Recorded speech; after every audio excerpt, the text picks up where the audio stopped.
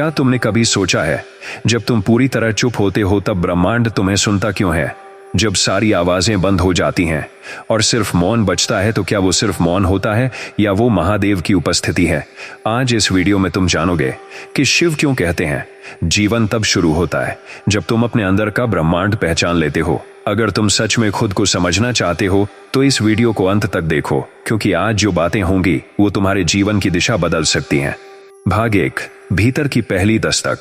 मौन में जो ब्रह्मांड बोलता है, महादेव के दृष्टिकोण से आत्मा और ब्रह्मांड की पहली पहचान। प्रस्तावना: मौन की वो घड़ी जहां सब कुछ बदल जाता है। कल्पना करो, तुम एक गहरी काली रात में बैठे हो, कोई आवाज नहीं, कोई हलचल नहीं, सिर्फ मौन। अचानक तुम्हारे भीतर एक स्पंदन उठता है। तुम आंखें बंद करते हो, लेकिन जो दिखता है वह कोई सपना नहीं, वह है तुम्हारा ही ब्रह्मांड। उसमें कोई शब्द नहीं होते, बस कंपन होता है। तुम उसे सुन नहीं सकते, लेकिन महसूस करते हो। और तभी महादेव का स्वर तुम्हारे अंतर में गूंजता है। मौन में ही ब्रह्मांड की पहली भाषा छुपी होती है, और वही तुम्हारी आत्मा का प्रवेश द्वार है। भाग 1, मौन की भाषा। जहां ब्रह्मांड तुम्हें पहचानता है। एक मौन क्या है?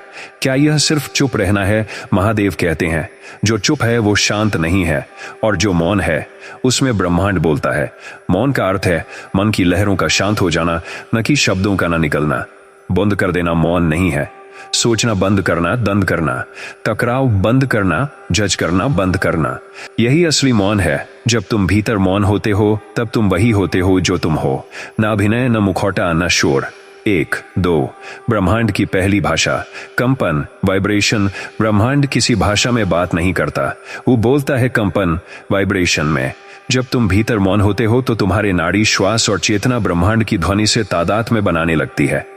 महादेव कहते हैं, तू मौन हुआ नहीं कि ब्रह्मांड तेरे भीतर ओम गाने लगता है। यह ओम कोई ध्वनि नहीं, यह एक स्थिति है। तुम्हारे भीतर एक अनसुना गान शुरू होता है, जिसे तुम शब्दों में व्यक्त नहीं कर सकते, लेकिन उसकी गूंज तुम्हारे जीवन में बदलाव लाने लगती है। 1, 3, ध्यान की पहली सीढ़ी। मौन में उतरना। ध्यान का प्रारंभ शांति नहीं, मौन है।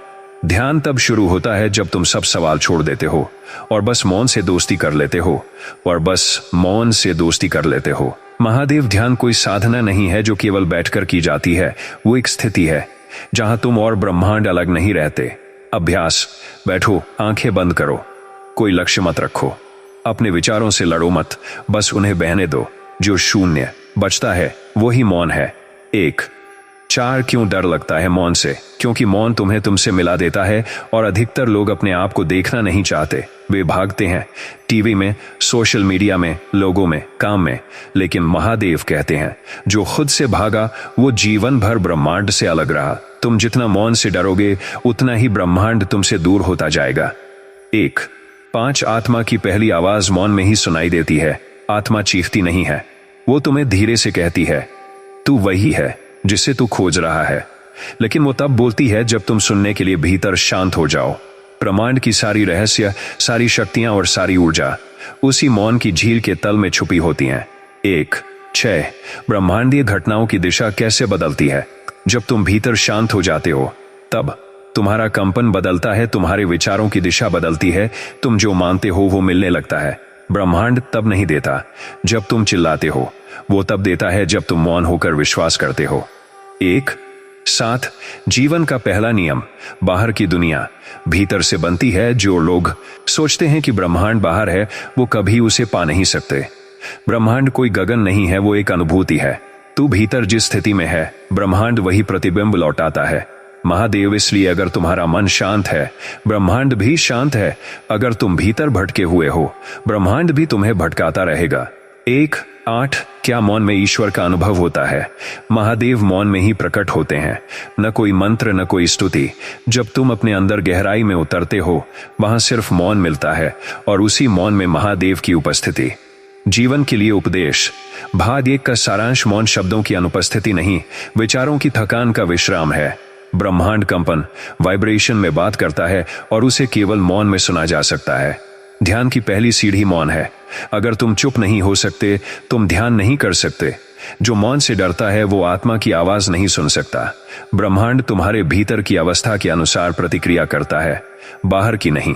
ध्यान अभ्यास, मौन प्रार्थना विधि। शिव मौन में है, एकांत में बैठें, 5 से 15 मिनट आंखें बंद करें, श्वास पर ध्यान दें, कोई शब्द न दोहराएं, कोई कल्पना न करें। जब विचार आए उन्हें बहने दें, ध्यान उसी क्षण गहराने लगेगा जब तुम कोशिश करना छोड़ दोगे। भाग 2, मैं कौन हूं? शिव के प्रश्न से जीवन की शुरुआत। जब आत्मा पहली बार दर्पण देखती है। प्रस्तावना। जब महादेव ने पूछा, तू कौन है? एक बार पार्वती ने शिव से पूछा, स्वामी, आपने मुझे ब्रह्मांड की रहस्यमयी रचना बताई, ध्यान का मार्ग सिखाया, पर क्या आपने कभी खुद से यह पूछा है, मैं कौन हूं? शिव मुस्कुराए। उन्होंने आंखें मूंद लीं और एक गहरा मौन ओढ़ लिया। फिर बोले, जिस दिन यह प्रश्न भीतर से उठे, मैं कौन हूं, वही दिन तुम्हारे असली जन्म का दिन होता है। 2, एक सबसे बड़ा प्रश्न जो तुमसे कोई पूछता नहीं, मैं कौन हूं? पूरी जिंदगी हम नाम, धर्म, काम, पहचान, रिश्ते और समाज के पहरावे में जीते हैं, पर किसी ने आज तक पूछा, तुम कौन हो? न तुम्हारे शिक्षक ने, न परिवार ने, न समाज ने। पर यही वो सवाल है जो शिव पूछते हैं, और जब वो पूछते हैं तब उत्तर बाहर नहीं, भीतर से आना चाहिए। 2, मैं क्या हूं?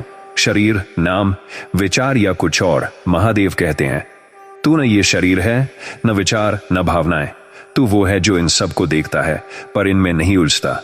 जब कोई कहता है मैं दुखी हूं, वो भावनाएं हैं मैं डॉक्टर हूं, वो पेशा है मैं राम हूं, वो नाम है मैं सुंदर हूं, वो रूप है पर मैं तो ये कुछ भी नहीं है। ये सब तो बदलने वाली चीजें हैं। आत्मा की खोज यही से शुरू होती है, जब तुम इन सब को देखने लगते हो और मानने बंद कर देते हो। 2, 3, जब शिव ध्यान में जाते हैं तो किसे देखते हैं? जब शिव अपनी तीसरी आंख से देखते हैं तो वो बाहर नहीं देखते। महादेव का ध्यान कभी ब्रह्मांड से शुरू नहीं होता, वो अपने भीतर की यात्रा है। उनका तांडव पहले उनके अंदर उठता है, उनका योग सबसे पहले अहं को तोड़ता है। आत्मज्ञान की पहली झलक तब आती है जब तुम पूछते हो, मैं कौन हूं? 2, 4, ध्यान की अगली सीढ़ी, साक्षी भाव। महादेव कहते हैं, तू देख पर जुड़ मत, यही साक्षी भाव है।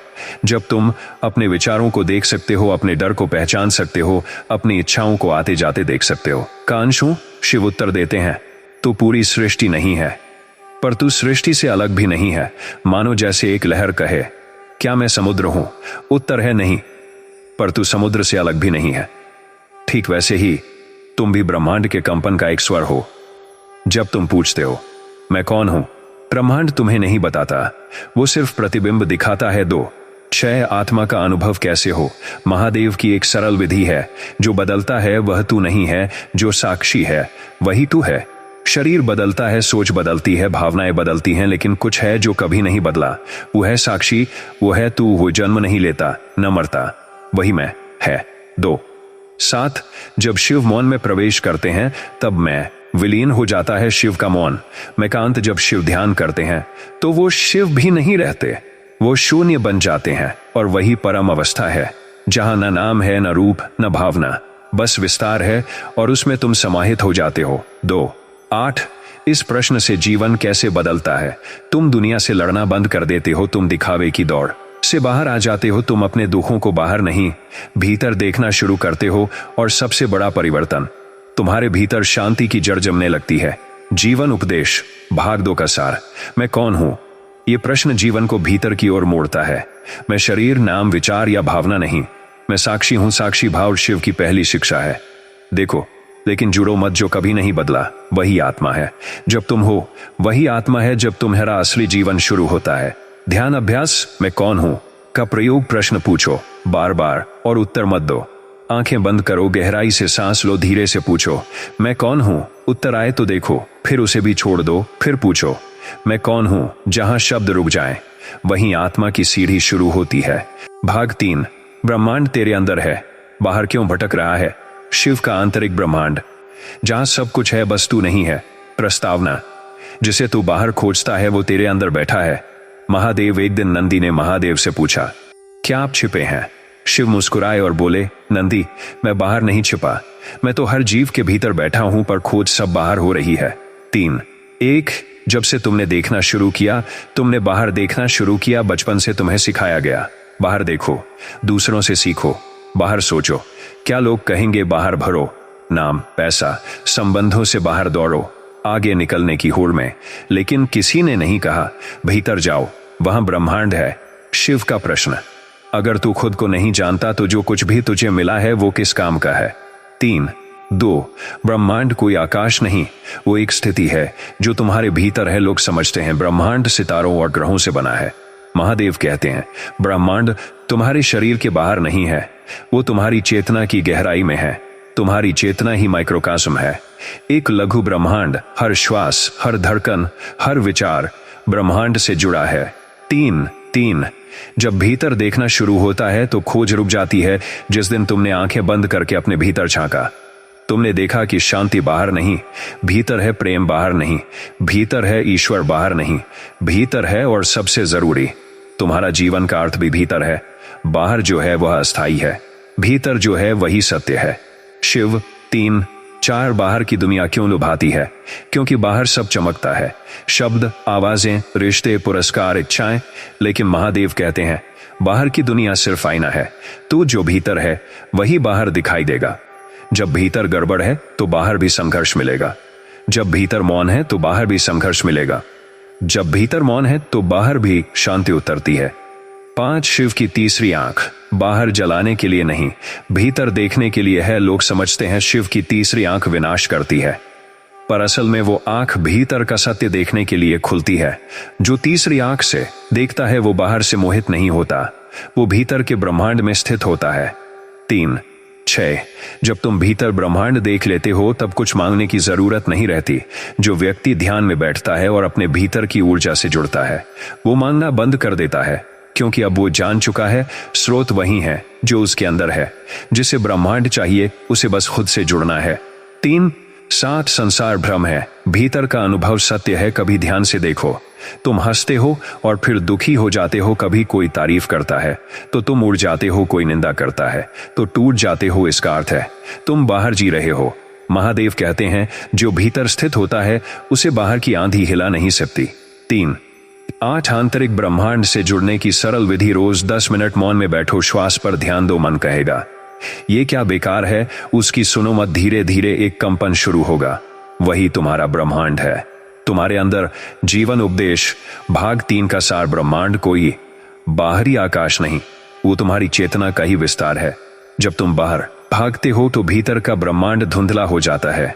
तीसरी आंख भीतर देखने के लिए है, बाहर जलाने के लिए नहीं। भीतर के ब्रह्मांड से जुड़ो, फिर बाहर की दुनिया तुम्हारा प्रतिबिंब बन जाएगी। जो खुद को पा गया उसने ब्रह्मांड को पा लिया।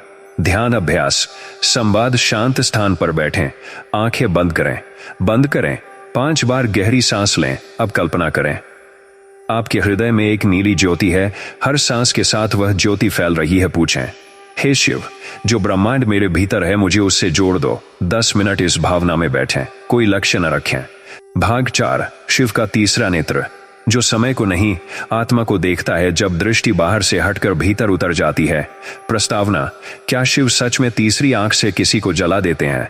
लोगों की कल्पना में शिव की तीसरी आंख एक ऐसा दिव्य हथियार है जो क्रोध में खुलती है और सब कुछ भस्म कर देती है। लेकिन क्या वो आंख केवल विनाश के लिए है? नंदी ने एक दिन पूछा, प्रभु, जब आपकी तीसरी आंख खुलती है तो ब्रह्मांड कांप जाता है, क्या वह आंख सिर्फ जलाने के लिए है? शिव ने मौन में आंखें बंद कीं और फिर कहा, नंदी, मेरी तीसरी आंख किसी को जलाने के लिए नहीं, किसी को जागृत करने के लिए है। ये आंख समय को नहीं आत्मा को देखती है। 4, एक तीसरी आंख का अर्थ क्या है? तीसरी आंख का मतलब ये नहीं कि आपके माथे पर कोई और आंख उग जाए। यह एक जागृत चेतना है जहां आप सत्य को बिना किसी परत के देख सकते हैं। ये वो दृष्टि है जो तुमको देखती है, बिना नाम रूप और भूमिका के। 4, 2 आंखें संसार को देखती हैं, तीसरी आत्मा को। हमारी 2 आंखें दृश्य जगत देखती हैं, वस्तुएं, लोग, घटनाएं, पर तीसरी आंख देखती है मूल कारण, भाव, ऊर्जा, सत्य। तीसरी आंख से तुम सिर्फ देख नहीं सकते, तुम समझते हो। 4, 3, तीसरी आंख क्यों बंद है अधिकांश लोगों की? क्योंकि हम हमेशा बाहर की तरफ देख रहे हैं, दूसरों की गलतियां, दूसरों की उपलब्धियां, दूसरों की कमियां, दूसरों की शक्तियां। पर महादेव कहते हैं जब तू देखना बंद करता है और देखना शुरू करता है तब तीसरी आंख खुलती है। 4, जब तीसरी आंख खुलती है तो क्या होता है? भ्रम टूटता है, झूठी पहचानें गिरती हैं, मैं का गर्व जल जाता है, आत्मा की वास्तविकता प्रकट होती है, जीवन की दृष्टि पूरी तरह बदल जाती है। तू अब समय में नहीं जीता, तू चेतना में जीने लगता है। 4, 5, तीसरी आंख ध्यान में कैसे जागती है? ध्यान सिर्फ आंखें बंद करना नहीं, दृष्टि बदलना है। महादेव कहते हैं, जहां देखने वाला भी मिट जाए वहीं तीसरी आंख का जन्म होता है। ध्यान विधि, आंखें बंद करो, कोई विचार आए तो उसका चेहरा देखो। धीरे धीरे विचारों का स्रोत दिखाई देने लगेगा। वही तुम नहीं हो, जो उसे देख रहा है वो तुम हो। वही तीसरी आंख है। 4, 6 तीसरी आंख भविष्य नहीं देखती, आत्मा की दिशा देखती है। लोग सोचते हैं, अगर मेरी तीसरी आंख खुल जाए तो मैं भविष्य देख पाऊंगा। शिव हंसते हैं और कहते हैं, तू भविष्य नहीं जान पाएगा, तू यह जान पाएगा कि तू कैसे भविष्य बना रहा है। तीसरी आंख भविष्य का दर्शन नहीं कराती, वो तुम्हें अपने कर्म, भाव और विचारों की दिशा दिखाती है। 4, 7 तीसरी आंख खुली हो तो तुम कभी भ्रमित नहीं होते कोई तुम्हारी निंदा करे, तुम शांत रहते हो कोई तुम्हारी प्रशंसा करे, तुम उत्फुल्ल नहीं होते तुम्हें कोई छोड़े, तुम खाली नहीं होते कोई साथ हो, तुम चिपकते नहीं। क्यों? क्योंकि अब तुम घटनाओं को नहीं, ऊर्जा को देख रहे होते हो। तुम लोगों को नहीं, आत्माओं को पहचानने लगे हो। 4, 8 ब्रह्मांडीय दृष्टि, तीसरी आंख महादेव की दृष्टि ब्रह्मांड से जुड़ी होती है, क्योंकि वो सीमाओं से परे देख सकते हैं। तुम भी जब भीतर से जागृत हो जाते हो, तुम ईर्ष्या द्वेष से ऊपर उठ जाते हो, तुम अपने डर को बाहर से नहीं भीतर से समझने लगते हो, तुम आत्मा के स्तर पर संवाद करने लगते हो। जीवन उपदेश, भाग 4 का सार, तीसरी आंख बाहर देखने के लिए नहीं, भीतर की सच्चाई देखने के लिए है। यह दृष्टि किसी को जलाती नहीं, बल्कि अहं को भस्म करती है। जब तीसरी आंख जागती है तब भ्रम, पहचान और माया छूट जाती है। 2 आंखें देखने का भ्रम देती हैं, तीसरी आंख समझने की शक्ति देती है। ब्रह्मांडीय सत्य को जानने के लिए तीसरी आंख की दृष्टि जरूरी है। ध्यान अभ्यास, तीसरी आंख की जागृति विधि, रात को सोने से पहले शांत होकर बैठे, आंखें बंद करें और ध्यान को भ्रुकुटी केंद्र पर लाएं। कल्पना करें वहां नीले प्रकाश की एक लौ जल रही है, हर सांस के साथ वह लौ चमक रही है। मन से कहें, हे महादेव, मेरी दृष्टि को सत्य पर केंद्रित कर दो। 10 मिनट में एक दिव्य ऊर्जा का अनुभव होगा। वही तीसरी आंख की दस्तक है। भाग 5, मन को साध, ब्रह्मांड तेरे अधीन होगा। जहां मन रुकता है वहीं ब्रह्मांड झुकता है। प्रस्तावना, मन को अगर तू नहीं चलाएगा तो यह तुझे चलाता रहेगा। एक बार एक साधक ने शिव से पूछा, प्रभु, आपने ब्रह्मांड को अपने अधीन कैसे किया? शिव ने मुस्कुराकर उत्तर दिया, मैंने ब्रह्मांड को नहीं साधा, मैंने सिर्फ अपने मन को साधा और फिर ब्रह्मांड स्वयं ही झुक गया। 5, एक मन ही निर्माता है और मन ही विध्वंसक। शिव कहते हैं, मन अगर अनकंट्रोल्ड हो तो वही नरक बन जाता है, और अगर साध लिया जाए तो वही ब्रह्म बन जाता है। तुम्हारा मन ही तय करता है, तुम खुश हो या दुखी, तुम शांति में हो या अशांति में, तुम ब्रह्मांड के साथ बह रहे हो या उल्टी दिशा में जा रहे हो। 5, 2 मन क्या है और ये तुम्हें कहां कहां ले जाता है? मन एक अनगिनत विचारों की नदी है। हर क्षण वो तुम्हें भविष्य में ले जाता है या तुम्हें अतीत में फंसाता है या किसी कल्पना में उलझा देता है। जो मन पर सवार है वह कभी वर्तमान को नहीं देख सकता, और शिव का मार्ग वर्तमान से ही गुजरता है। 5, 3 ब्रह्मांड की शक्ति वर्तमान में है, मन उसे अतीत या भविष्य में बहा देता है। तुमने कभी गौर किया, जब तुम पूरी तरह वर्तमान में होते हो, ध्यान में, संगीत में, प्रकृति को निहारते समय, किसी की आंखों में खोते समय, तब मन रुकता है और तब ब्रह्मांड से संबंध बनता है। मन को साधने का अर्थ है इस क्षण में पूरी तरह जाग जाना। 5, 4 मन क्यों भागता है और कैसे ये तुम्हारा ब्रह्मांड तोड़ता है? क्योंकि मन डरता है खाली बैठने से, कुछ न करने से, कुछ न करने से, कुछ न सोचने से। इसलिए वो भागता है यादों में, भविष्य की कल्पनाओं में, इच्छाओं में। लेकिन महादेव कहते हैं, जैसे सांप अपनी पुरानी केंचुल छोड़ता है, वैसे ही साधक को भी अपने पुराने विचार छोड़ने होते हैं, तभी नया ब्रह्मांड प्रकट होता है।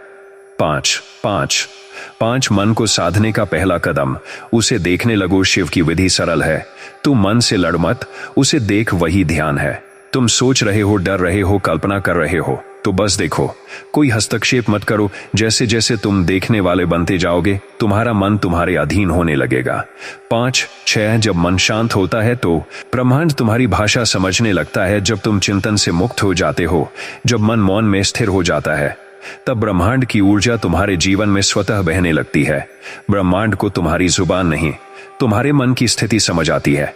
5, 7 इच्छाओं से भरा मन ब्रह्मांड से कटा हुआ मन है। अगर तुम्हारा मन हर वक्त कुछ चाह रहा है, कुछ पाना, कुछ बदलना, कुछ बचाना, कुछ साबित करना, तो तुम संघर्ष की अवस्था में हो। महादेव कहते हैं, जो मांग रहा है वो जान नहीं पा रहा कि वह खुद ब्रह्मांड है। 5, 8 शिव का रहस्य। वो कुछ नहीं चाहते, इसीलिए सब उन्हें मिलता है। शिव सबसे मुक्त है, न उन्हें पद चाहिए, न धन, न सम्मान, न सिद्धि। और इसी पूर्ण स्वीकार और इच्छा रहित अवस्था में पूरा ब्रह्मांड स्वेच्छा से उनके आगे झुकता है। मन जब शून्य होता है तब ब्रह्मांड उसका सेवक बन जाता है। जीवन उपदेश भाग 5 का सार। मन को साधना, ब्रह्मांड को अपने अनुकूल लाना। जो मन को नहीं देख पाता वो जीवन को कभी समझ नहीं पाता। इच्छाओं से भरा मन तुम्हें ब्रह्मांड से काट देता है। जो भीतर मौन होता है उसे बाहर शांति स्वतः मिलती है। महादेव की तरह जब मन एकाग्र हो तब तुम सृष्टि के साथ बहने लगते हो। ध्यान अभ्यास। मन को देखने की शिव विधि। शांत वातावरण में बैठें, 5 बार गहरी श्वास लें, आंखें बंद करें। अब मन में आने वाले विचारों को देखना शुरू करें, उन्हें रोकने की कोशिश न करें, बस देखते रहें। जैसे ही तुम हस्तक्षेप करना छोड़ोगे मन शांत होने लगेगा। 15 मिनट रोज करें, 1 सप्ताह में परिवर्तन दिखने लगेगा। भाग 6 प्रस्तावना। शिव ने कहा, जिसने भीतर दीप जलाया उसे अंधकार ने कभी नहीं छुआ। एक बार पार्वती ने शिव से पूछा, प्रभु, संसार के लोग इतने भयभीत क्यों रहते हैं? वो हर समय डर में जीते हैं। मृत्यु का भय, अपमान का भय, असफलता का भय, अकेलेपन का भय, ये भय जाता क्यों नहीं? महादेव ने उत्तर दिया, क्योंकि उन्होंने अपने भीतर कभी प्रकाश जलाया ही नहीं। और जो भीतर दीपक नहीं जलाता वो बाहर के अंधेरों से डरता है। 6 एक भय बाहर नहीं होता, भय भीतर की शून्यता से उपजता है। लोग सोचते हैं कि डर का कारण बाहर है, कोई स्थिति, कोई व्यक्ति, कोई संकट। पर शिव कहते हैं भय बाहर नहीं, अंदर होता है। बाहर तो बस उसका परछाई है। जब तुम भीतर खाली हो, जब कोई प्रकाश नहीं, जब कोई आत्मा का अनुभव नहीं, तब तुम हर चीज से डरने लगते हो। एक शब्द से डर, एक चुप्पी से डर, एक घटना से डर, भविष्य से डर, क्योंकि भीतर स्थिरता नहीं है। 2 जो व्यक्ति स्वयं को नहीं जानता वह भय को अपना स्वामी बना लेता है। भय तभी हावी होता है जब तुम अपने आप से अनभिज्ञ होते हो। भय तब आता है जब तुम स्वयं को किसी स्थिति का गुलाम मान लेते हो। शिव कहते हैं, जिस दिन तू जान गया कि तू देह नहीं, तू आत्मा है, उसी दिन भय का पतन शुरू हो जाता है। 3 मृत्यु का भय सबसे गहरा है, क्योंकि तुमने कभी जीवन को जाना ही नहीं। तुम मृत्यु से इसलिए डरते हो क्योंकि तुमने जीवन को सतह पर ही जाना है, न गहराई में उतरे, न आत्मा का स्पर्श किया। शिव की दृष्टि में मृत्यु कोई अंत नहीं, एक परिवर्तन है। जो मृत्यु को उत्सव की तरह देखे वही जीवन को सही तरह से जीता है। 4 शिव का प्रकाश। ध्यान से भय को जलाओ। शिव भय से नहीं लड़ते, वे उसे जलाते हैं। कैसे? ध्यान में बैठकर अपने भीतर उतरकर उस जगह को रोशन करके जहां भय छिपा है।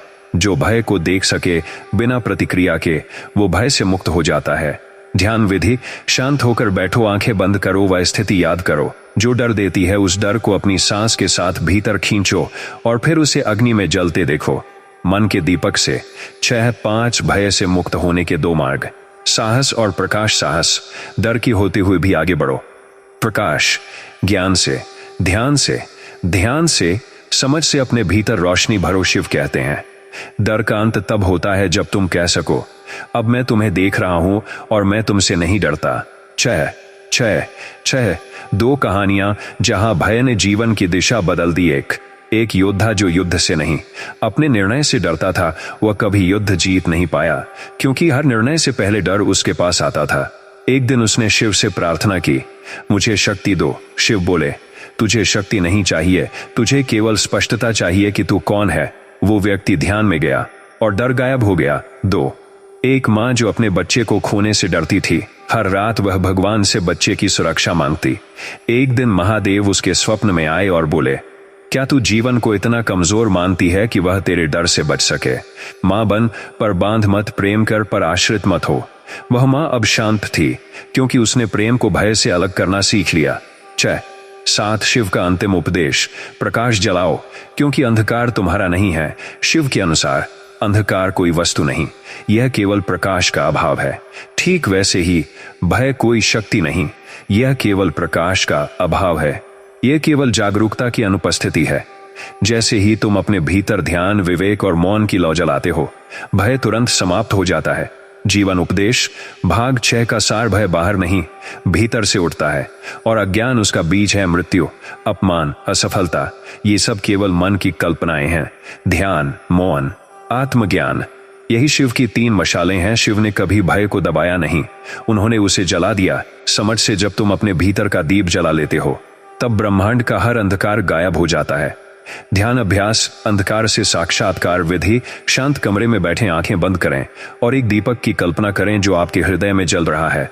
अब अपने डर को उस दीपक के सामने लाएं। बस देखिए, कोई प्रतिक्रिया नहीं, केवल अवलोकन। 10 मिनट बाद देखिए, क्या अब भी वह डर वैसा ही लगता है? नियम, इसे रोज करें 21 दिन तक। शिव की दीक्षा तब पूरी होती है जब तुम अपने भय को बिना कांपे हुए देख सको। भाग 7, प्रस्तावना। शिव कहते हैं, जिसे कुछ नहीं चाहिए उसी के पास सब कुछ आता है। एक बार एक सिद्ध योगी कैलाश आया। उसने वर्षों तप किया था, कई देवताओं की आराधना की थी और अंततः शिव के दर्शन के लिए आया। उसने कहा, प्रभु, मैं अब चाहता हूं ब्रह्मांड की सारी शक्तियां, सिद्धियां, ज्ञान आप मुझे सब प्रदान करें। शिव ने उसकी ओर देखा और शांत स्वर में कहा, जिसे इच्छा है वह अभी भी भिक्षुक है और ब्रह्मांड भिक्षुकों को नहीं, केवल समर्पित को समर्पित होता है। योगी स्तब्ध था। एक इच्छा का प्रारंभ, एक अधूरेपन का अनुभव। हर इच्छा एक संदेश होती है, मैं अधूरा हूं। तुम कुछ चाहते हो ताकि तुम पूरा महसूस करो, ताकि तुम सुरक्षित महसूस करो, ताकि तुम प्रसन्न हो जाओ। पर महादेव कहते हैं, जिस दिन तू जान गया कि तू पूर्ण है, उस दिन इच्छा का अंत होता है और ब्रह्मांड समर्पण करता है, और ब्रह्मांड समर्पण करता है। 7, 2 इच्छाएं अनंत हैं पर समाधान नहीं लाती। तुम एक इच्छा पूरी करते हो और दूसरी आ जाती है। ये एक अनंत श्रृंखला है। बचपन में खिलौने चाहिए थे, किशोरावस्था में पहचान चाहिए थी, जवानी में प्रेम, पैसा, सफलता चाहिए थी, बुढ़ापे में शांति चाहिए। पर शांति कभी नहीं आती, क्योंकि इच्छा का स्वभाव ही बेचैनी है। इच्छा का अंत नहीं, उसका बंधन है, और शिव मुक्त है। 7, 3 शिव क्यों निर्विकार हैं? क्योंकि उन्होंने इच्छा को जड़ से देखा है। शिव कैलाश पर ध्यानस्थ क्यों रहते हैं? क्यों उन्हें कुछ नहीं चाहिए? क्यों वे सबसे अधिक पूजनीय है, फिर भी सबसे विरक्त? क्योंकि उन्होंने देखा, इच्छा ही मनुष्य की सबसे बड़ी परत है जो उसे आत्मा से दूर रखती है। 7, 4 जब तुम समर्पण करते हो तब ब्रह्मांड तुम्हारे भीतर प्रकट होता है। समर्पण का अर्थ है, अब मुझे कुछ नहीं चाहिए, अब जो है उसे स्वीकार करता हूं, अब मैं बहना चाहता हूं, लड़ना नहीं। शिव कहते हैं, ब्रह्मांड कोई वस्तु नहीं जिसे प्राप्त करना है, यह एक अवस्था है जिसमें उतरना होता है। 7, 5 इच्छा और प्रेम में क्या अंतर है? इच्छा कहती है मैं पाऊं, प्रेम कहता है मैं दूं। इच्छा बांधती है, प्रेम मुक्त करता है। इसीलिए महादेव प्रेम के देव हैं, रुद्र भी और शांत भी। 7, 6 2 जीवन घटनाएं जहां समर्पण ने ब्रह्मांड को झुका दिया। घटना 1, एक गरीब किसान, हर साल वह बारिश के लिए पूजा करता, यज्ञ करता, पर सूखा पड़ता। एक दिन वह शिव के मंदिर गया और कहा, अब मैं कुछ नहीं मांगता, अब जो भी हो तेरा है। उसी वर्ष पहली बार समय पर बारिश हुई, खेत लहलहाए, शिव मुस्कुराए, अब तू मांगने वाला नहीं, संपूर्ण हो गया। घटना 2, एक साध्वी का तप, वह वर्षों से आत्मज्ञान की खोज में थी पर कभी अनुभूति नहीं हुई। एक दिन वह थककर शिवलिंग के आगे गिर गई। अब कुछ नहीं चाहिए प्रभु, बस तुम्हारा होना चाहिए। तभी भीतर से प्रकाश फूटा, पहली बार ध्यान सजीव हुआ। 7 इच्छा मुक्ति, ब्रह्मांडीय ऊर्जा का प्रवाह। जब तुम निष्काम हो जाते हो, जब कर्म केवल कर्तव्य बन जाता है, तब तुम ब्रह्मांडीय ऊर्जा के वाहक बनते हो। तू तब ब्रह्मांड को झुकाने नहीं, उठाने लगता है, क्योंकि अब तू उसका अंश नहीं, उसका केंद्र है। जीवन उपदेश, भाग 7 का सार, इच्छा का जन्म अधूरेपन से होता है। इच्छाएं अनंत हैं, समाधान नहीं देती, केवल परतें जोड़ती हैं। समर्पण कोई पराजय नहीं, यह ब्रह्मांड के साथ बहने की कला है। जब तुम कुछ नहीं मांगते तब सब अपने आप आ जाता है। महादेव स्वयं सब कुछ होते हुए भी निष्कामी हैं, इसी में उनकी शक्ति है। ध्यान अभ्यास, इच्छा से समर्पण की यात्रा विधि। शांत होकर बैठें, आंखें बंद करें, अपने जीवन की सबसे बड़ी इच्छा को याद करें, अब उसे अपने हृदय में अनुभव करें और धीरे धीरे उसे छोड़ने की भावना जगाएं। कहें, हे शिव, अब यह भी तेरा है, मैं अब केवल बहना चाहता हूं। 10 मिनट मौन में बैठें, कुछ समय में एक हल्कापन उत्पन्न होगा, वहीं समर्पण है और वहीं ब्रह्मांड है। भाग 8 प्रस्तावना, महादेव ने कहा, जो स्वयं को शून्य कर दे, ब्रह्मांड उसमें समा जाता है। एक बार नारद ऋषि ने महादेव से प्रश्न किया, प्रभु, इतने देवों में से केवल आप ही महादेव क्यों कहलाते हैं? आपकी शक्ति कहां से आती है? शिव ने उत्तर दिया, नारद, मैंने स्वयं को मिटा दिया है, इसलिए मैं संपूर्ण हूं। जिसने मैं को छोड़ा उसने ब्रह्मांड को पकड़ लिया। 8। एक अहंकार क्या है और ये इतना विनाशक क्यों है? अहंकार एक भ्रम है जो कहता है मैं कर रहा हूं, मेरा ज्ञान श्रेष्ठ है, मुझे सब चाहिए, पर वास्तव में यह भय और असुरक्षा से पैदा होता है। जो स्वयं से डरा हुआ है वही सबसे ऊंचा दिखने की कोशिश करता है। 8। 2। शिव का रहस्य पूर्ण होकर भी सबसे सरल, सबसे मौन शिव सर्वशक्तिमान है, फिर भी हिमालय की एक चोटी पर चुपचाप ध्यानस्थ रहते हैं। क्यों? क्योंकि उन्हें कुछ सिद्ध नहीं करना है। जहां कुछ साबित करना हो वहां अहं है, जहां मौन हो वहां शिव है। 8। 3। अहंकार और आत्मा में अंतर पहचानो। अहंकार कहता है मैं शरीर हूं, मेरी प्रतिष्ठा सबसे बड़ी है। आत्मा कहती है मैं केवल एक साक्षी हूं। जो अपने भीतर बैठा है वो किसी सम्मान का भूखा नहीं होता, वही आत्मा को जानता है। 8। 4। जब अहंकार टूटता है तो आत्मा प्रकट होती है। एक बार एक शिष्य ने गुरु से पूछा मैं शिव को कैसे अनुभव करूं? गुरु ने उत्तर दिया पहले मैं को अनुभव करना छोड़ दे। शिव का मार्ग शून्यता का है, जहां मैं नहीं बचता वहीं शिव उतरते हैं। 8। 5। 2 घटनाएं जहां अहंकार गिरा और ब्रह्मांड ने समर्पण किया। घटना 1। राजा का अंत और साधु का जन्म। एक राजा जिसे अपनी शक्ति पर गर्व था, युद्ध हारने पर जंगल में भटकता रहा। अंत में एक शिव मंदिर में जाकर गिरा और कहा अब कुछ नहीं बचा प्रभु। शिव बोले अब तू बचा है, अब तू वास्तव में आरंभ हुआ है। घटना 2। एक विद्वान जो शब्दों से परे नहीं जा सका, वह शास्त्रों में पारंगत था पर कभी अनुभव नहीं हुआ। जब सब कुछ जानकर भी खालीपन रहा तब वह मौन में गया और वहीं पहली बार ब्रह्मांड ने उसकी आत्मा को छुआ। 8। 6। अहंकार को गिराने की शिव विधि। ध्यान अभ्यास। शांत स्थान पर बैठें, 3 बार गहरी सांस लें। अब मन से कहें मैं कुछ नहीं जानता, मैं कुछ नहीं हूं हे शिव, मैं शून्य होना चाहता हूं। 15 मिनट मौन में बैठें बिना किसी पहचान के। जो कुछ भी बनना चाहता है वो कभी शिव नहीं हो सकता, जो कुछ भी मिटना चाहता है वो शिव के करीब है। जीवन उपदेश भाग 8 का सार अहंकार आत्मा के प्रकाश को ढकता है, शिव की पूर्णता का रहस्य उनकी विनम्रता है। मैं कांति ही शिव की शुरुआत है। जहां तुम कुछ नहीं बनना चाहते वहीं सब कुछ तुम्हारा हो जाता है। ब्रह्मांड का झुकने पर निर्भर है। भाग 9 प्रस्तावना। शिव ने कहा मौन वह नहीं जहां कोई बोलता नहीं, मौन वह है जहां कोई भीतर सुनता है। एक बार पार्वती ने पूछा प्रभु आप इतने मौन क्यों रहते हैं? शिव मुस्कुराए और बोले क्योंकि जब कोई भीतर मौन हो जाता है तब उसे ब्रह्मांड की असली भाषा सुनाई देती है, जो न शब्दों में है न ध्वनि में बल्कि चेतना में है। 9। एक मौन क्या है? केवल न बोलना नहीं बल्कि भीतर रुक जाना है। लोग सोचते हैं चुप रहना ही मौन है, पर मौन का अर्थ है मन की चंचलता रुक जाना, विचारों की बाढ़ थम जाना और केवल होने की स्थिति में टिक जाना। जहां विचार समाप्त वहां मौन आरंभ। 9। 2। ब्रह्मांड की भाषा कोई ध्वनि नहीं, एक तरंग है। शिव कहते हैं ब्रह्मांड से संवाद करने के लिए तुम्हें शब्द नहीं, मौन चाहिए।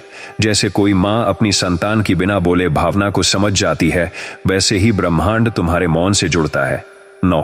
3 विचार और शब्द ये शोर है मौन में प्रवेश का सबसे बड़ा रोड़ा। हमारा मन शब्दों से भरा रहता है। क्या करना है, क्या कहना है, क्या कहना है, क्या छूटा। इस शोर में तुम ब्रह्मांड का संगीत नहीं सुन सकते। जो बाहर सुन रहा है वह भीतर कभी नहीं सुन पाएगा। 9। 4 शिव ध्यान में मौन से कैसे जुड़े? शिव ने मौन को ही अपना वास बनाया। उनका ध्यान कोई अभ्यास नहीं, एक मौन की स्थिति है। शिव की त्रिनेत्र खुलती है तभी जब भीतर पूर्ण मौन होता है, तब दिव्यता प्रकट होती है। 9। 5। 2 घटनाएं मौन के चमत्कार। घटना 1। एक बालक जो हर प्रश्न का उत्तर मौन से देता था, लोग उसे मूर्ख समझते थे, पर एक दिन एक ऋषि ने कहा यह बालक मौन में ब्रह्मांड को सुनता है, यह ज्ञानी है। घटना 2। एक गृहस्थ जिसने मौन व्रत रखा, उसने 40 दिन तक मौन साधना की। उसे लगा था कुछ नहीं होगा, पर 30वें दिन से उसे जीवन के उत्तर अपने आप मिलने लगे। वो शांति में प्रविष्ट हो गया। 9। 6 मौन साधना की शिव विधि। सुबह सूर्योदय से पहले मौन बैठें। 15 मिनट किसी पेड़ के नीचे या खुले आकाश के नीचे बैठें। केवल सांसों को महसूस करें। हर बार जब विचार आए कहें अब नहीं। धीरे धीरे भीतर मौन उतरने लगेगा। मौन में जो उतरता है उसे ब्रह्मांड स्वयं बुलाता है, जीवन स्वयं बुलाता है। उपदेश भाग 9 का सार मौन केवल न बोलना नहीं, यह भीतर की स्थिरता है। ब्रह्मांड शब्दों से नहीं, तरंगों से बात करता है। शिव की शक्ति उनके मौन में है, ना कि उनके शब्दों में। जब तुम भीतर चुप होते हो तब बाहर सब स्पष्ट हो जाता है। मौन में उतरना ब्रह्मांड से जुड़ने का पहला और अंतिम साधन है। भाग 10 प्रस्तावना। शिव कहते हैं, जब तुम निष्कपट हंसते हो तब ब्रह्मांड झुककर तुम्हारे चरण छूता है। एक बार नंदी ने शिव से पूछा, भोलेनाथ, संसार तो कष्टों से भरा है, फिर भी आप मुस्कुराते हैं क्यों? महादेव बोले, क्योंकि हंसी मेरे भीतर से आती है, बाहर की परिस्थिति से नहीं। जो भीतर से हंसना सीख गया वही ब्रह्मांड की मुस्कान बन गया। 10 एक सच्ची हंसी क्या है? यह कोई मजाक नहीं, कोई मनोरंजन नहीं, यह आत्मा की झलक है। सच्ची हंसी तब आती है जब भीतर कोई द्वंद्व नहीं होता, कोई बोझ नहीं होता, कोई बनने की दौड़ नहीं होती। हंसी तब आती है जब आत्मा स्वयं को पहचान लेती है। 10 दो ब्रह्मांड हंसने वालों की ओर क्यों खिंचता है? क्योंकि उनकी ऊर्जा हल्की होती है। उनके आसपास कोई शिकायत नहीं होती, कोई भय नहीं होता, केवल जीवन की स्वीकृति होती है। जो हंस सकता है वो जीवन की सबसे बड़ी सच्चाई को समझ गया है कि सब क्षणिक है। 10 3 दुख में भी मुस्कुराना, यही योग है। शिवरुद्र भी हैं, शांत भी। वो तांडव करते हैं, फिर समाधि में उतर जाते हैं। यह द्वैत नहीं, यह संतुलन है। दुख में भी जो हंस सके वही सच्चा साधक है। 10 4 जब हृदय हल्का होता है तो आत्मा उड़ती है। हंसी मन का भार हल्का करती है। जब तुम हंसते हो तो शरीर में ऊर्जा प्रवाहित होती है, मन की गांठें खुलती हैं, आत्मा मुक्त महसूस करती है। हंसी आत्मा का नृत्य है, मौन में होने वाला नृत्य। 10 5 2 घटनाएं जहां हंसी ने जीवन बदल दिया। घटना 1 एक वृद्ध सन्यासी जो अंतिम समय में भी हंस रहा था। लोगों ने पूछा, आप मर रहे हैं और मुस्कुरा रहे हैं? वो बोले, मैं नहीं मर रहा, शरीर जा रहा है, मैं तो हंसते हुए शिव में विलीन हो रहा हूं। घटना 2 एक बालक जो अपमान के बाद भी मुस्कुराता रहा। लोगों ने कहा, तुम्हें दुख नहीं होता? बालक बोला, दुख होता है, पर मैं उसे अपने चेहरे तक नहीं आने देता, क्योंकि मेरी आत्मा शिव की है और शिव मुस्कुराते हैं। 10 6 हंसी की शिव विधि। मौन में मुस्कुराओ अभ्यास। सुबह उठते ही दर्पण के सामने जाएं, बिना कारण मुस्कुराएं। 2 मिनट तक अब आंखें बंद करें और उसी मुस्कान को भीतर ले जाएं, महसूस करें। ये कोई अभिनय नहीं, आपकी आत्मा की वास्तविक स्थिति है। यह अभ्यास सरल है पर गहरा है, ये शिव को जगाने जैसा है। जीवन उपदेश भाग 10 का सार। हंसी कोई मजाक नहीं, यह आत्मा की अवस्था है। जो भीतर से हंसता है वह बाहर के अंधकार को भी रोशन कर देता है। शिव हंसते हैं क्योंकि वे सब कुछ जानकर भी उससे परे हैं। हंसी में हल्कापन है और हल्कापन ही ब्रह्मांड की गति है। जब तुम मुस्कुराते हो तब ब्रह्मांड स्वयं को तुम्हारे माध्यम से प्रकट करता है। भाग 11 प्रस्तावना। शिव कहते हैं, कर्म तब तक बंधन है जब तक वह अहंकार से किया जाता है। वही कर्म अर्पण हो जाए तो ब्रह्मांड की शक्ति बन जाता है। कैलाश पर एक बार एक तपस्वी ने महादेव से पूछा, प्रभु, मैं वर्षों से तप कर रहा हूं पर मुझे शांति नहीं मिली, क्यों? महादेव मुस्कुराए और बोले, क्योंकि तू कर्म कर रहा है पर समर्पण नहीं। जब तू अपना कर्म मुझे अर्पित करेगा तभी तू ब्रह्मांड की धारा में बहेगा। 11 एक क्या होता है कर्म अर्पण? जब तुम किसी कार्य को फल की चिंता किए बिना करते हो, जब तुम्हारा उद्देश्य केवल कर्तव्य होता है, परिणाम नहीं, जब तुम स्वयं को उस कर्म के स्वामी नहीं मानते, केवल माध्यम मानते हो। कर्म अर्पण का अर्थ है मैं नहीं, शिव हैं जो कर रहे हैं। 11:2 ब्रह्मांड कर्मशील को क्यों नहीं, कर्म अर्पित को वरदान देता है। कर्मशील व्यक्ति थकता है क्योंकि उसे लगता है सब मुझ पर है, पर अर्पित व्यक्ति मुक्त रहता है क्योंकि वह जानता है शिव को श्रेय पर है। शिव को श्रेय देने वाला ही शिव की शक्ति का पात्र बनता है।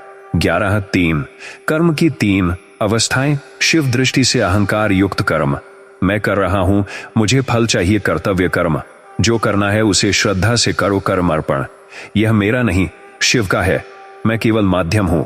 जहां तीसरी अवस्था आई वहां व्यक्ति साधारण से असाधारण हो गया। 11:4 अर्जुन की तरह कर्म अर्पण का निर्णय कैसे लिया जाए। गीता में कृष्ण ने अर्जुन से कहा, कर्म करो, फल की चिंता मत करो, मुझे अर्पण करो। महादेव भी यही कहते हैं, जो कर्म को मेरी भक्ति समझकर करता है, ब्रह्मांड स्वयं उसे साधक बना देता है। 11:5 2 जीवन घटनाएं। जब कर्म अर्पण ने असंभव को संभव बना दिया। घटना 1 एक महिला जो हर रोज शिव को रोटियां अर्पित करती थी, उसके पति बीमार थे, परिवार में कोई मदद नहीं, पर उसने बिना थके सेवा की और हर कार्य को शिव को समर्पित करती रही। कुछ महीनों में चमत्कारी रूप से उसका जीवन सुधर गया। घटना 2 एक कलाकार जो मंच पर जाने से पहले कहता था, हे शिव, अब आप बोलो। उसका प्रदर्शन इतना दिव्य होता कि लोग कहते, इसमें कोई देवता बोल रहा था। 11:6 कर्म अर्पण की साधना। शिव विधि अभ्यास दिन की शुरुआत में कहें, हे महादेव, आज का हर कार्य मैं आपको समर्पित करता हूं। हर कार्य को करते समय दोहराएं, मैं माध्यम हूं, दिन के अंत में धन्यवाद कहें। हे ब्रह्मांड, जो हुआ वो तेरी कृपा थी। जब तुम अपने कर्म को त्यागते नहीं, समर्पित करते हो, तब तुम ब्रह्मांड के सेवक नहीं, सह निर्माता बनते हो। जीवन उपदेश। भाग 11 का सार कर्म अर्पण का अर्थ है स्वत्व का विसर्जन। जो फल की चिंता करता है वह बंधता है, वह बंधता है, वो अर्पण करता है, वह मुक्त होता है। शिव स्वयं निष्कामी कर्म के प्रतीक है।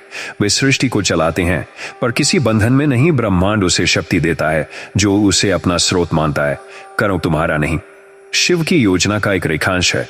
भाग 12 प्रस्तावना। शिव कहते हैं, बाहर जो दिखता है वह भीतर का प्रतिबिंब है। जो भीतर प्रकाश देख लेता है, बाहर का अंधकार स्वतः मिट जाता है। एक बार हिमालय के एक शिखर पर ध्यानस्थ पार्वती ने पूछा, प्रभु, क्या संसार को बदलना संभव है?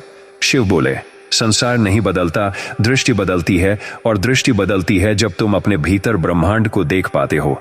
12:1 भीतर ब्रह्मांड का क्या अर्थ है? जब तुम अपने भीतर चेतना की तरंगे अनुभव करने लगो, शरीर और मन को अलग से देखने लगो, मौन में ब्रह्म की ध्वनि सुनो, तब तुम जान जाते हो, मैं सीमित शरीर नहीं, असीम ब्रह्मांड का प्रतिबिंब हूं। शिव को जानना है तो स्वयं को जानो, स्वयं को जानो तो ब्रह्मांड प्रकट हो जाता है। 12:2 बाहर का अंधकार क्यों बना रहता है? क्योंकि व्यक्ति बाहर देखता है कमी, दुख, विफलता, लेकिन जो भीतर की रोशनी देख लेता है वो जानता है सब कुछ बीत रहा है, मैं इससे बड़ा हूं, मेरे भीतर शांति है। बाहर अंधकार नहीं है, केवल तुम्हारे अंदर की आंखें बंद हैं। 12:3 शिव ध्यान का रहस्य। कैसे भीतर ब्रह्मांड को देखा जाए? शिव ध्यान कोई प्रक्रिया नहीं, एक दृष्टि है। दृष्टा बनो, विचारों से परे जाओ, अपनी सांस को ब्रह्मांड से जोड़ो। शिव का ध्यान बाहर नहीं, तुम्हारी अपनी चेतना में उतरना है। 12:4 अंधकार हटाओ नहीं, प्रकाश जलाओ। लोग सोचते हैं अंधकार को कैसे हटाएं? शिव कहते हैं प्रकाश जलाओ, अंधकार खुद चला जाएगा। दुख से लड़ो नहीं, आनंद को बुलाओ, भय को हटाओ नहीं, साहस को लाओ। जिसने भीतर एक दिया जलाया उसने संसार में हजारों को रोशन किया। 12:5 2 कहानियां। जब भीतर का ब्रह्मांड प्रकट हुआ। कहानी एक बालक जो गुफा में जाकर मौन साधना करता था। लोगों को लगा वह कुछ नहीं कर रहा, पर एक दिन जब गांव में महामारी फैली, वही बालक अपने मौन से लोगों को शक्ति देने लगा। सबने कहा, इसमें शिव प्रकट है। कहानी 2 एक विद्वान जो ग्रंथ पढ़ता रहा पर शांति न मिली। एक साधु ने कहा, अब ग्रंथ भीतर पढ़ो। उसने मौन में उतरना शुरू किया और कहा, अब शब्द नहीं, अनुभव बोलता है, अब मैं भीतर ब्रह्मांड देख रहा हूं। 12:6 ब्रह्मांड को भीतर देखने की शिव विधि। अभ्यास। प्रतिदिन सूर्योदय से पहले बैठे आंखें बंद करें और कहें, हे शिव, मुझे मेरा आकाश दिखाओ। सांसों को ध्यान से देखें, वो बाहर नहीं भीतर बह रही हैं। हृदय में एक प्रकाश कल्पना करें, धीरे धीरे वह फैलता जाए। जब विचार आए केवल मुस्कुराएं और वापस उस प्रकाश में लौटें। यह प्रकाश तुम नहीं बना रहे, यह पहले से है, अब तुम देख पा रहे हो। जीवन उपदेश। भाग 12 का सार बाहर का अंधकार भीतर की दृष्टिहीनता है। जो अपने भीतर ब्रह्मांड को पहचानता है वही बाहर प्रकाश फैला सकता है। शिव का ध्यान। स्वयं को सीमित नहीं, असीम मानने की कला है। प्रकाश पैदा नहीं किया जाता, वह भीतर से देखा जाता है। ब्रह्मांड की शक्ति बाहर नहीं, तुम्हारे हृदय में है।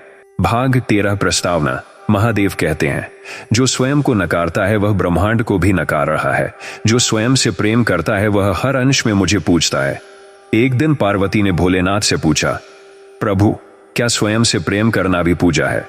शिव ने आंखें मूंदी और कहा, सबसे पहली पूजा आत्म पूजा है। जो स्वयं को प्रेम करता है वह मेरे अस्तित्व को पहचानता है, क्योंकि मैं उसी के भीतर हूं। 13:1 आत्म प्रेम क्या है?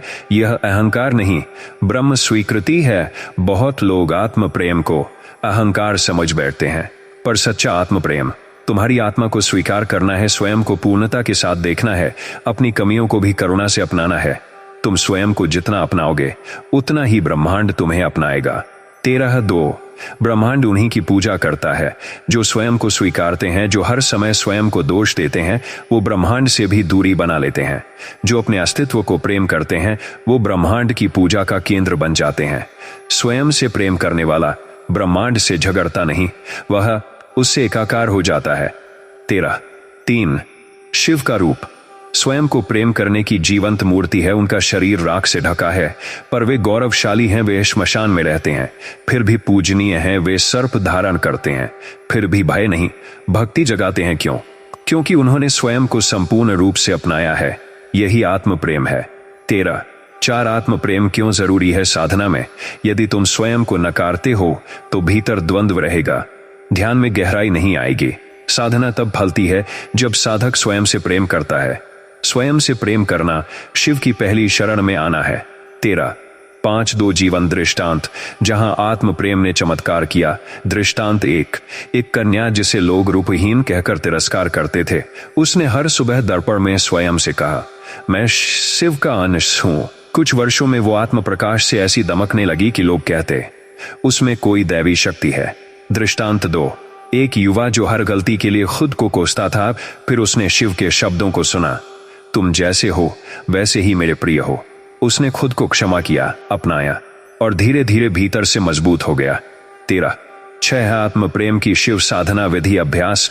रोज सुबह उठकर शीशे में अपनी आंखों में देखें और कहें, तू शिव है, तुझसे मैं प्रेम करता हूं। दिन में 3 बार आंखें बंद कर कहें, मैं जो हूं उसी में पूर्ण हूं। रात को सोने से पहले हर गलती के लिए स्वयं को क्षमा करें और कहें, आज जो हुआ वो अनुभव था, मैं उससे बड़ा हूं। स्वयं से प्रेम करना शिव की आंखों से स्वयं को देखना है। जीवन उपदेश भाग 13 का सार आत्म प्रेम कोई विलासिता नहीं, यह आत्मज्ञान की पहली सीढ़ी है। शिव स्वयं को जैसे हैं वैसे ही स्वीकारते हैं। यही प्रेम की पराकाष्ठा है। जो स्वयं से प्रेम करता है वह ब्रह्मांड से द्वंद्व नहीं करता, वह उससे एक हो जाता है। आत्म प्रेम से भीतर की शक्ति प्रकट होती है, जो पूजा से भी श्रेष्ठ है। जब तुम स्वयं से प्रेम करते हो, ब्रह्मांड तुम्हें अपना मंदिर बना लेता है। भाग 14 प्रस्तावना। शिव कहते हैं, संसार से मत भागो, उसे अपनाओ। जीवन ही मेरा मंदिर है और उसका हर क्षण मेरी पूजा। हिमालय की एक चोटी पर पार्वती ने पूछा, प्रभु जीवन इतना कठिन क्यों है? महादेव ने उत्तर दिया, कठिन नहीं, जीवन पूर्ण है। तुम उसे स्वीकार नहीं करते, इसलिए वह कठिन लगता है। 14 एक जीवन को स्वीकारने का अर्थ क्या है? यह भाग्य से समझौता नहीं, यह हार नहीं, यह आंखें मूंदना नहीं, बल्कि यह कहना है, मैं जो हूं ठीक हूं। यह क्षण जैसा है उसे मैं अपनाता हूं। दुख सुख हार जीत सब मेरे विकास की सीढ़ियां हैं। स्वीकृति ही साधना है। जो इसे जान गया उसने जीवन को साध लिया। 14 2 ब्रह्मांड उसी को समर्थन देता है जो विरोध नहीं करता। ब्रह्मांड एक प्रवाह है, जो उसके साथ बहता है उसे वह शक्ति देता है, जो उससे लड़ता है थक जाता है। जीवन से प्रेम करना ब्रह्मांड की सबसे पहली पूजा है। 14 3 शिव स्वयं क्यों श्मशानवासी हैं? क्योंकि वे जीवन की संपूर्णता को स्वीकारते हैं। जन्म और मृत्यु, सुख और पीड़ा, उजाला और अंधकार, जो केवल अच्छे को ही अपनाए वह भक्त नहीं, जो सबको गले लगाए वही शिव है। 14 4 जीवन से भागने के बजाय जीवन में उतरना ही समाधि है। ध्यान केवल पहाड़ों में बैठने का नाम नहीं, पूजा केवल मंत्रों का पाठ नहीं। सच्ची समाधि तब होती है जब तुम जीवन की हर परिस्थिति को परमात्मा का संदेश मानते हो। जब कोई घटना तुम्हारा बैर नहीं, तुम्हारा गुरु बन जाती है। जीवन से भागो मत, जीवन में उतर जाओ, वही शिव पथ है। 14 5 2 घटनाएं जहां जीवन की स्वीकृति ने सब बदल दिया। घटना 1 एक महिला जो अपने विकलांग बच्चे को बोझ मानती थी। एक साधु ने कहा, यह बच्चा शिव का भेजा हुआ है, इसके माध्यम से तुम शिव को जानोगी। उसने उस बच्चे को अपनाया। वह बच्चा बाद में दिव्य गायक बना। उसकी आवाज में साक्षात ओंकार था। घटना 2 एक युवक जिसे कैंसर हो गया और उसने शिव से पूछा, क्यों? एक स्वप्न में शिव प्रकट हुए, बोले, जीवन को गले लगाओ, मृत्यु को नहीं। उसने बीमारी को संघर्ष नहीं, साधना बना लिया और चमत्कारी रूप से स्वस्थ हो गया। 14 चाहे जीवन स्वीकृति की शिव साधना विधि अभ्यास। सुबह उठते ही कहें, हे शिव, जैसा जीवन है मैं उसे पूरी तरह स्वीकार करता हूं। दिन भर जो भी घटना हो, चाहे छोटी हो या बड़ी, कहें यह भी शिव की लीला है। सोते समय 3 बातें गिनें जो आज कठिन थीं और उन्हें धन्यवाद कहें। जो जीवन को धन्यवाद दे सकता है उसने ईश्वर को पा लिया है। जीवन उपदेश भाग 14 का सार जीवन को स्वीकारना। यथार्थ को प्रेम करना है। ब्रह्मांड उसी का होता है जो उसे अस्वीकार नहीं करता। शिव का हर रूप, यहां तक कि विकराल रूप, स्वीकार का प्रतीक है। जीवन को अपनाना शिव की आराधना की सबसे सच्ची विधि है। जिसने जीवन को स्वीकार लिया उसने ब्रह्मांड को अपना मित्र बना लिया। भाग 15 प्रस्तावना। शिव कहते हैं, मृत्यु को यदि समझ लिया तो तुम जीवन को गहराई से जीने लगोगे। मृत्यु डर नहीं, वापसी है, वहां जहां से सब शुरू हुआ। कैलाश पर एक बार पार्वती ने पूछा, प्रभु मृत्यु क्यों होती है और क्या मृत्यु के बाद कुछ है? शिव मुस्कुराए और बोले, मृत्यु एक दरवाजा है, अंत नहीं। यह जीवन के एक चरण का पूर्ण विराम है, पर कहानी वहीं से शुरू होती है जहां वह बंद होती दिखती है। 15 एक मृत्यु को लेकर हमारी सबसे बड़ी भ्रांति क्या है? बहुत लोग सोचते हैं मृत्यु अंधकार है, मृत्यु अंत है, मृत्यु केवल पीड़ा है, परंतु शिव कहते हैं मृत्यु एक प्रकाश है, वह देह का अंत है पर आत्मा का विस्तार है। 15 ब्रह्मांडीय चक्र, जन्म, जीवन, मृत्यु, पुनर्जन्म। ब्रह्मांड का हर तारा, हर ग्रह जन्म लेता है, बढ़ता है और अंत में विलीन होता है, पर यह अंत नहीं, अगली रचना का बीज होता है। मानव जीवन भी उसी चक्र का हिस्सा है। आत्मा अमर है, मृत्यु केवल आवरण बदलना है। जो मृत्यु को जान ले वह जीवन को भय से नहीं, प्रेम से जीता है। 15 शिव और मृत्यु का रिश्ता। काल का अधिपति शिव को महाकाल कहा जाता है। समय से परे वे मृत्यु को वश में करने वाले हैं। क्योंकि वे उसे अस्वीकार नहीं करते, वे मृत्यु को भी अपने आलिंगन में लेते हैं। शिव मृत्यु से डरते नहीं, उसे मार्ग मानते हैं। 15 मृत्यु का स्वागत कैसे करें? महादेव की दृष्टि से मृत्यु का स्वागत का अर्थ, मृत्यु को शत्रु न मानो, मृत्यु को गुरु मानो, मृत्यु को समझो, तभी जीवन को समझ पाओगे। शिव ध्यान में मृत्यु का चिंतन किया जाता है ताकि अहंकार, भय और भ्रम समाप्त हो। जो मृत्यु को सोचकर जिए वह हर पल को जागरूक होकर जिएगा। 15 2 घटनाएं जहां मृत्यु दिव्यता का द्वार बनी। घटना एक वृद्ध महिला जो मृत्यु से डरती थी, वह रात मृत्यु की चिंता में सोती थी। एक साधु ने कहा, मृत्यु से डरो मत, उसके लिए तैयारी करो, वह तुम्हारा शिव में विलय है। उस दिन से उसने रोज शिव का स्मरण किया। मृत्यु के दिन उसका चेहरा शांत और प्रकाशमय था। घटना 2 एक बालक जिसकी मां मर गई और वह टूट गया। उसने शिव से कहा, आपने मेरी मां क्यों छीनी? स्वप्न में महादेव ने कहा, मैंने उसे नहीं छीना, मैंने उसे वापस बुला लिया। जहां वह थी वहीं अब तुम्हारे अंदर है। वह बालक साधक बन गया और ब्रह्मांड के रहस्य समझने लगा। 15 मृत्यु साधना।